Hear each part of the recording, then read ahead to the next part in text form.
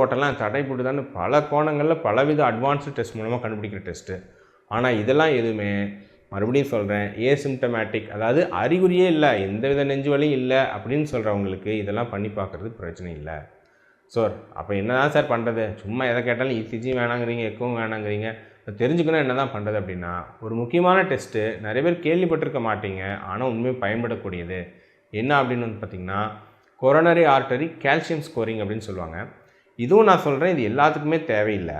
ஆனால் ஒரு low to intermediate risk இருக்குது, மாட்ரேட் ரிஸ்க் இருக்குது. அதாவது என்ன, ஒரு உடல் பருமனாக இருக்காங்க, சர்க்கரை நோய் இருக்குது, அல்லது வந்து பார்த்திங்கன்னா ஃபேமிலியில் கொஞ்சம் அண்ணா அல்லது அப்பா அவங்களுக்குலாம் வந்து கொஞ்சம் இயர்லியராகவே வந்து மாரடைப்பு அந்த மாதிரி ஏதாவது பிரச்சனைகள் வந்துச்சு. இந்த மாதிரி ரிஸ்க் ஃபேக்டர் இருக்கிறவங்க, அல்லது வந்து அதிக உயர் ரத்த அழுத்தம் இருக்குது, இவங்களாம் வந்துட்டு ஏதாவது எந்த அளவுக்கு நம்ம ரத்த குழாய்களில் டேமேஜ் இருக்குது அப்படின்னு தெரியறதுக்கு இந்த டெஸ்ட் பார்க்கலாம்.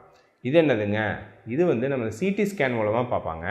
சிடி ஸ்கேன் மூலமாக நான் போன வாரத்திலே சொல்லியிருந்தேன். அதாவது ரத்த குழாய்கள் அடைப்பு வந்து அது மாரடைப்பாக மாறி அது ரத்த குழாய் பிளாக் ரப்சர்னு சொல்லுவோம். அது மாதிரி நடக்கணும்னா அதுக்கு முன்னாடி நிறைய கால்சிஃபிகேஷன் சொல்லக்கூடிய கால்சியம் படிஞ்சிருக்கும் அந்த ரத்த குழாய்களில். ஸோ எந்த அளவுக்கு இந்த கால்சியம் படிஞ்சிருக்கு அப்படின்னு சொல்கிற டெஸ்ட் தான் இது. இது வந்து கொரோனரி ஆர்டரி கால்சியம் ஸ்கோர் அப்படின்னு இந்த ஸ்கேன் முடிச்சு ஒன்று ரிப்போர்ட் கொடுப்பாங்க. அது வந்து ஒரு 100 பாயிண்ட் கம்மியாக இருந்தால் ரிஸ்க் ரொம்ப கம்மின்னு அர்த்தம். ஒரு 400 பாயிண்ட் அதிகமாக இருந்தால் ரிஸ்க் கொஞ்சம் அதிகம்னு அர்த்தம். 1000 பாயிண்ட் அதிகமாக இருந்தால் ரிஸ்க் ரொம்ப அதிகம்னு அர்த்தம். ஸோ இது சாதாரண சிடி ஸ்கேன் சென்டர்ஸில் நிறைய இடத்துல வந்து பார்ப்பாங்க. ஸோ நீங்கள் வந்து விசாரிச்சு பார்க்கலாம்.